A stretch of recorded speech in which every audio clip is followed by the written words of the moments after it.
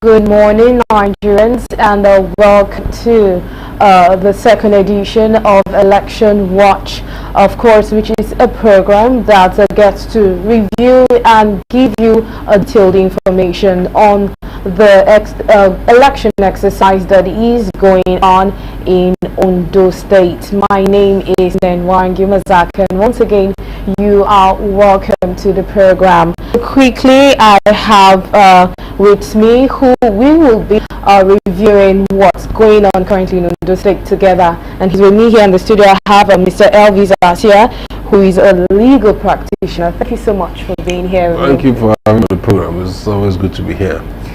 All right, so myself and Mr. Elvis will be reviewing what will be going on in Ondo State, as I said earlier. But quickly, before the discussion starts, let's just quickly have election update, and when we get back, we'll get to start the review.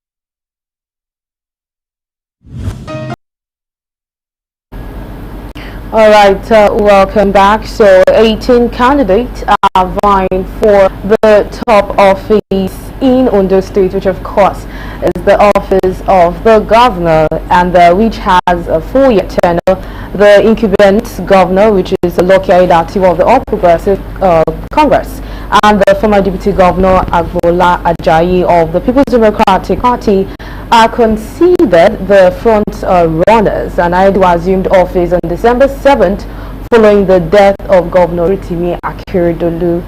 There's so much to say about the two candidates, but quickly, before we begin to look at the both contenders right now, Mr. Elvis, looking at the election that took place yesterday, what were your observations? Well, from the reports we have seen so far, in terms of security, there wasn't much of incidents in that regard. We also learned that the electoral materials were delivered early enough, unlike what happened in Edo State, except for the rural areas and rural communities, which is understandable. The preliminary reports appears to suggest that in that regard, INEC may have made some gains and improvement. However, the notorious issues and challenges of democracy remains. The voters' apathy appears to have been very pronounced in this election. It appears that a lot of people didn't come out to vote. If you look at the number of registered voters in the state, which is over 2 million, but the results we are seeing doesn't seem to suggest that up to 30% of that number would have came out to vote. And then we also saw a lot of vote buying, which is a major challenge in our electoral process. We have reduced voting to commodities. And of course, this will be more pronounced. In fact, I saw a report where some people complaining that what they were paid was less than what was expected, which means that even people have come to see this as the norm, that they should at least get some benefits from those who are aspiring to govern them. This is really very sad. I thought that a lot of changes would be made in this regard, because if you look at predictions in other parts of the country and all that, there hasn't been any consequence for this action. And so until you have consequences for bad behavior, electoral offences, this is a clear case. It's an electoral offence under our law. Until you do that, you're going to continue to have these kind of challenges, and that is really not good enough. Another thing we need to look at in terms of the general overview of the election is that, you know, the APC-led government, they don't see any serious challenge from the other political parties, whether from the PDP, Labour, or any of the other parties that were challenging Atiwa, because, you know, if they are seeing that part may have changed the mood and atmosphere for the election, and like we saw in Ondo, you know, once they see a serious challenge, you know, you see that everything changes. And don't forget, one of the things that we cannot run away from today, in any election post in this country today, the unseen hand behind those elections is the move by Tinubu's political machine to win another election in 2027. And so, if they see any threat anywhere, you know, you see that they have the control of the army, they have the control of the police. I mean, from what we have also now seen, to appear that they have control of even the umpire. And so, once you have a situation like that, you know, you see that if they see any threat, the atmosphere would be different. But in the election, there wasn't much threat to the APC's chances, even on the fair election, even in a fair election. And so, perhaps that explains why we haven't seen much of incidents. It might not really be due to the fact that ANEC has improved, but like I said, the most worrisome part of this whole thing is that vote buying is still a very major concern. Okay, so Governor Atiwa seemed to be leading in the 5th local government elections that has been declared so far by INEC, and the coalition will begin again by 12 noon. So they started by 5 a.m. this morning and had to go on recess, and they had to resume by 12 noon. So back to what you said, vote buying. Vote buying was obviously a key issue in this election, because we could see everyone commending INEC, you know, for getting to the polling unit on time, being able to sort all they need to do on time, and, you know, voting started early in most of the polling units. Speaking of this vote buying, how do we bring this to an, or probably is this a war or a fight that is already defeated from the beginning? But again, looking at it from the angle of the fact that, you know, people had come out to say, okay, it's the hardship, you know, the economic situation in the country that is making, you know, the citizens, the people, to sell their vote, you know, and we're looking at, unlike before, that people sell their vote for 5,000 naira. As of this election, we had prices of like 15,000, 25,000, and like you said earlier, there seems to be like a gain even before the election day, which shows that at some point it's like the citizens are on their own, even looking out for, okay, who should I sell my vote for? Shouldn't this be something to worry about? It's a serious issue. I think that, you know, our disposition as a nation, you know, we haven't let people see how dangerous this is. You know, vote buying strikes at the very heart of democracy. The whole idea about democracy is that the people will freely and willingly determine who runs the affairs of state, and not, you know, it shouldn't be given to the highest bidder, not the person who has the greatest purse, which, by the way, is usually the person who has taken so much from the purse of the state, you know, who now comes back to use some of the peanuts from that loot from the state to buy the votes. So it destroys the essence of democracy, and it makes it a mockery. And, you know, that is why you see issues like voters apathy, people are not coming out to vote. If you look at the voting pattern, you know, from 1999, you know, there has been a decline in the percentage of people that come out to vote almost all elections, including what is going on now in Ondo State. And one of the reasons is that people do not feel that their will is really what comes out, you know, in the final analysis. They feel that it is a person who is able to either by buying voters, as we are seeing now, or buy the umpire itself, as some people have alleged, or, you know, by those who have the power to mobilize violence, and all of that. So you see, we have not emphasized enough the importance of dealing with this problem of vote buying. And the reason is very simple. The reason is that the politicians are enjoying it. Because the kind of system. I mean, they are the ones. Yes, the politicians they are enjoying it, because right now they don't want a situation where the people can actually freely vote. That would that would destroy the current political calculations of many politicians. As it stands now, many politicians' calculation or pathway to power is actually using money, using influence, using power at the federal level and or at the state level, depending on what how powerful they are to win elections. And so, if you destroy and take away the capacity of politicians to use money to win elections, that will cripple many of these politicians who have nothing to really offer in terms of understanding the yearnings and aspiration of their people. And that's why we haven't really done much in that regard, because until somebody is punished for vote buying, I mean, particularly on the side of the buyers and those who they are supporting, until the buyers, yes, not just the sellers. The both parties. It's both are committing offences under our laws. But the vote buyer, which is the politicians, they're the ones that have corrupted the system.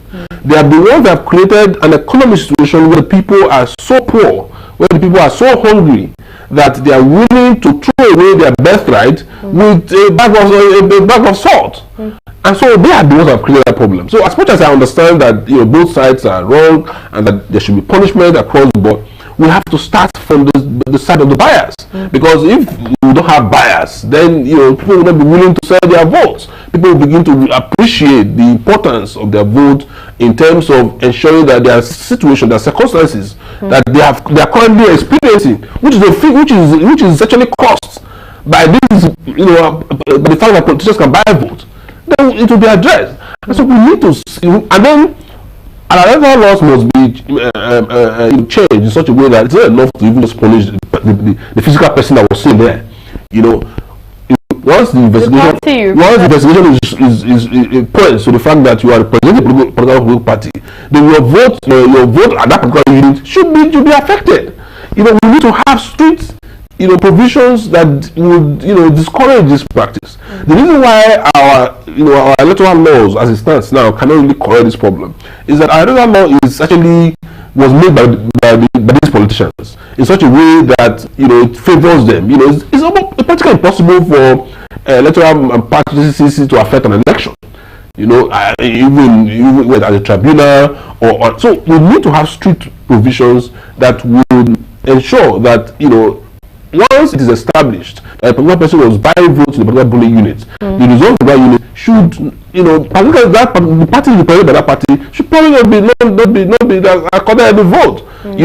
That way you discourage this, and then we need to engage in serious, education of voters, because it's like I told you, over the years we have been so battered that people are so hungry. You don't know what's happening right now.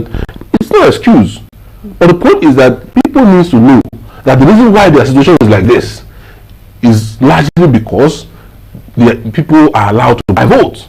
It's largely because the will of the people freely given does not count in elections in the country. Until that happens, we're not going to be able to solve this problem. And then, there should be measurable punishments for offenses. It's not enough to just make noise. We hear this one was arrested yesterday. Some people were arrested. How many have been prosecuted? How many have been sent to jail? We need to collect this information and put it out there so that people will see that there is some punishment for wrong behavior in elections. Until we do that, we are going to continue to have this cycle. You have just mentioned something I was about to point out, because as of yesterday's election, I think the DSS had said a man who was, of course, trying to buy votes, and they found bags of cash in his car. And we've also seen a couple of people arrested during Edo's election. Well, we don't get to hear about these people after they've been arrested.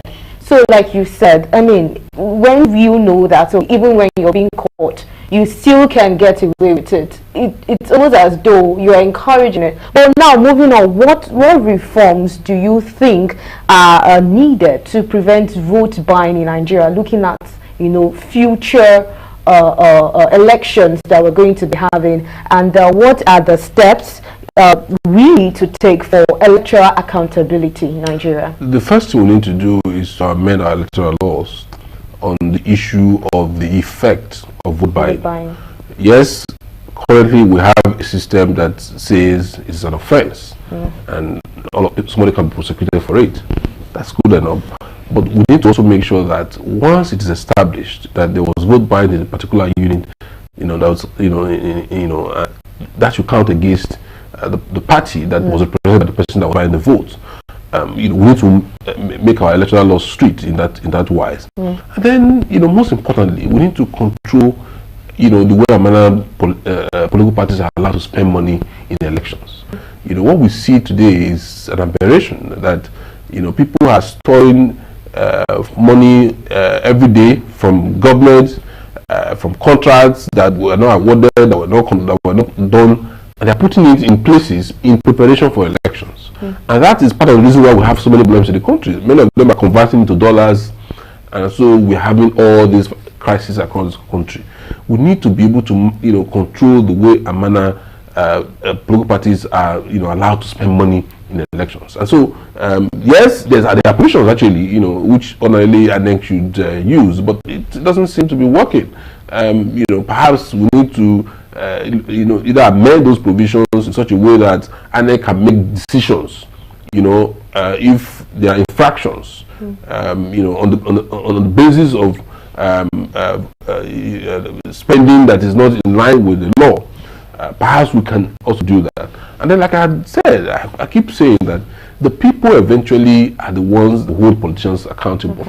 Until the people can do that, we are not going to be able to solve any of the problems that we're having with elections.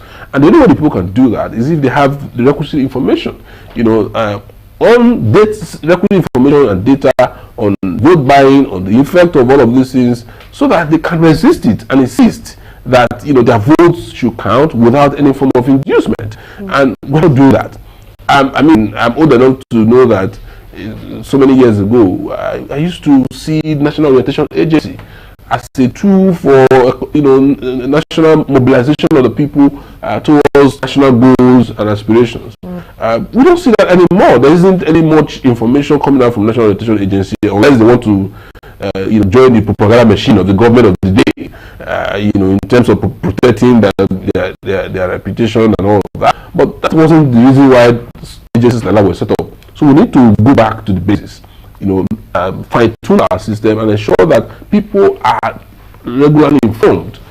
There's and then political parties also have that obligation, to not just, it's not enough to just be campaigning for votes. Campaign for votes if you don't have the information on the effect of their actions in the process. We're going to have run into problems. And so, until we are able to do some of these or all of these, we're not going to be able to fix the problem. Our electoral system must be completely overhauled. The way and manner, because currently you look at the electoral law, it's almost like impossible for you to overturn the results of an election. So we need to change that. The burden of proof to establish that an election was free and fair should be on INEC. It shouldn't be on the parties. It shouldn't be on the party who's challenging the outcome of the process. INEC should be the one to say that we did this, we did all of this to comply with the law, and therefore the election should stand. If they are able to do that, then the elections will be nullified. Until we can have that, we're not going to be able to solve all these problems. Because if you say we have talked about enforcement, for example, there isn't any proper enforcement. We need to set up, for example, perhaps a special committee. First in INEC to oversee issues about vote buying, and then secondly, security agencies and everybody coming together to have a system where those who are arrested during the court process are prosecuted. We can even have a special court for election offences that will be dedicated to have. You see, until we take such drastic decision, this issue is not going to go away. But my fear is that it's going to be very difficult for these actions to be taken, because the politicians who are supposed to, they are the ones in the National Assembly. So they are the ones that are supposed to make these decisions, and because they're not making these decisions, it's going to be very difficult. But ultimately, in any serious country, in any country that wants to really go forward, the people must hold government accountable. And we're not doing that enough in Nigeria. We are still looking for crumbs that they have taken from us. We are still looking for, I mean, that's what this vote buying is about. Where did you get the money from? I mean, how much is the salary of any politician that would be enough to buy votes in the state? The only units that you have, how much you need to dole out in terms of naira, doled out by politicians to buy vote, and these are monies that should be used for the benefit of the people who are collecting these peanuts. People must rise up. You see, until the people are willing and ready, we probably won't be able to solve all these problems. All right. So far, like I said earlier, from the 15 local governments, we have seen that Aiyedatiwa seem to be leading. Does this come as a surprise to you? I'm not surprised. Does the effect of being an incumbent governor plays in all of this? I'm not surprised at all. Okay. There isn't any surprise that he was going to win this election. Not necessarily because he's the best person, or the best thing that has happened to this after Agege bread, but simply because of the political dynamics of the state at the moment. Don't forget that Mimiko, who rose to power on the horse of the Labour Party, was the first, perhaps the first politicians to have been able to use one political party to win an election, a governorship election in the country. It's still very much powerful. It's the most powerful force in the state, and this time around he has teamed up with Aiyedatiwa, and like I said earlier, every election in this country going forward, it's going to be shaped by the unseen hand of 2027. So the federal might is there. All these vote buying you're talking about, the funds will be provided. They have access to funds, and on the side of the PDP and the other parties, not much. I mean, the parties were in disarray. There were a lot of crises in the parties, either in PDP, in Labour Party, and all that. And it will seem that one of the master stroke of this current APC political machine across the country is that they have this uncanny ability to throw crisis in all the other political parties, and those crises, weakening them, has made them largely ineffective. And so it's really not surprising that he's cruising to victory. There wasn't any other outcome that I saw in this election before today. Okay, so but now looking at his performance so far for the period at which he occupied that seat as the governor of Ondo State, how would you rate his performance? Well, the performance hasn't been anything extraordinary. We have heard and seen in the reports is that attempts have been made to do some roads and all of that. I mean, those are not the kind of things that will really bring the kind of development that the people need in terms of solving all the challenges that the state is facing. Right? There isn't a comprehensive plan that I have seen from him, to solve the problems of the state in the urban areas of the state, and even in other areas.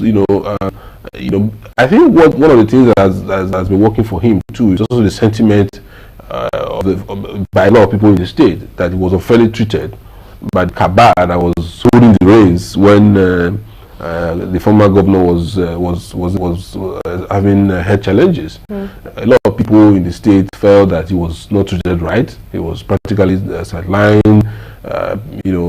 People were running the affairs of state in the name of the former governor who was seriously sick. And so that is one of the things that's counting for him. But in terms of performance and development, I haven't seen a clear blueprint. You see, one of the challenges I see across the various states in the country is that You know, people want to be governor. If you want to be governor of a state, it's not enough to just say you want to do road, you want to do X, Y, Z. There has to be a blueprint. There has to be a development plan that can be, measurable development plan that the people can see, in terms of, monthly, week, yearly, quarterly, so that in 4 years or 8 years, as the case may be, if you are lucky to get a second term, you are able to, bring something transformational to the people. What we need today are not, leaders who can throw cement on the road or throw granite on the road. We need visionary leaders, transformational leaders who can come up with a plan that is workable, that is measurable, and that can lift the people out of poverty. I haven't seen that plan from Yetatiwa. Oh, okay. So now we are talking about a state that is rich in resources like bitumen, oil and gas, cash crops like cocoa, but still yet the state itself seems to be crying out for development. So now, aside from that, do you see any of the candidates who are vying for the position? Because as of now, the result hasn't been announced. So, I mean, the competition is still on. Anything can happen. So, looking at looking at other candidates, do you see any of the? I mean, they've had campaigns, like you said. Some have promised roads and all. But have you seen any of the candidates? One of the reasons why I said that what we are seeing in terms of the result is not surprising is because apart from the current government's efforts and whatever it is they were doing that I feel is grossly inadequate and cannot solve the problem, during the campaigns I didn't really see any serious contention from the PDP, from the Labour Party, who were just fighting. It wasn't like in Ondo, for example, where the Labour Party candidate was able to galvanize. In fact, everybody outside of the state was going to win the election because he had, measurable plans. He had, he was able to sell himself, sell his manifesto, and he was able to appeal to the people. Because I mean, beyond what we have seen from Yetatiwa and beyond the rhetoric of politicians in making promises, you can't really say for a fact that the PDP candidate, who was also a former deputy governor to the late former governor, you can't really say that he had something different, something transformational, something. See, that's the thing. Something transformational that you can really look at and say, look, this person has got a vision. This person is coming to do some transformation beyond just this. We have come to know in terms of, this person is constructing road, this person is not constructing road, and all of that. I didn't see any visionary plan from any of the other candidates in this election. All right. With that being said, we'll just quickly take a break and have a few reviews of the exercise that took place yesterday and onto this morning, and then we'll get back to the studio. I still have Mr. Elvis with me. We'll be right back.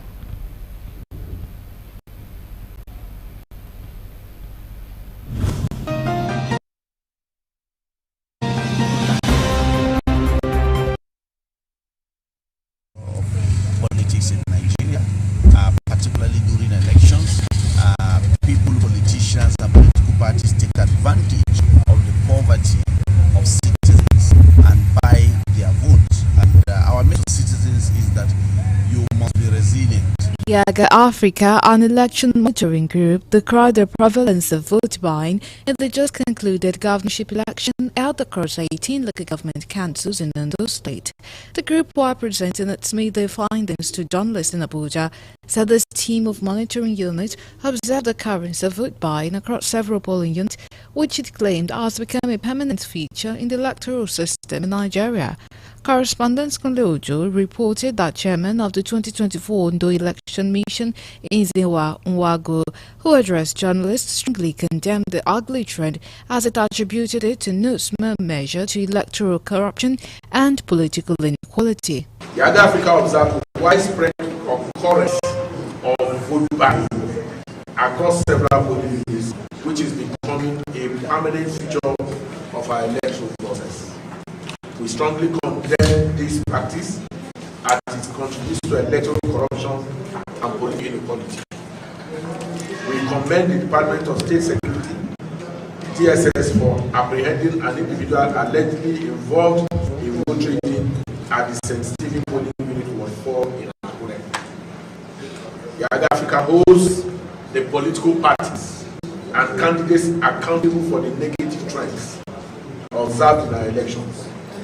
Political parties cannot distance themselves from the persistent issue of vote buying that continues to mar our electoral process. Yaga Africa observed that the exercise began calmly and orderly, demonstrating citizens' interest in participating peacefully, adding that INEC and transport union groups successfully deployed election officials and materials across the state. It, however, urged INEC to adhere strictly to the guidelines for result collation, adding that security agencies should remain professional and non-partisan throughout the election result collation process. INEC should ensure strict adherence to the guidelines for results collation. Specifically, party agents, accredited media and election observers should have access to collation centers. Security agencies should remain professional and non-partisan throughout the voting and results collation process. They should also impose appropriate sanctions for any violation of electoral acts on election day, especially any threat to the right to vote or attempts to buy votes. All electoral stakeholders, including citizens, the Independent National Electoral Commission, INEC, political parties and security agencies should remain committed to the peaceful completion of the election. This includes orderly conduct as the voting and counting process concludes at the polling units and the results collation commences at all levels. Yaga also implored voters to remain patient and peaceful through the voting process, as the organization will continue to update them as events unfold.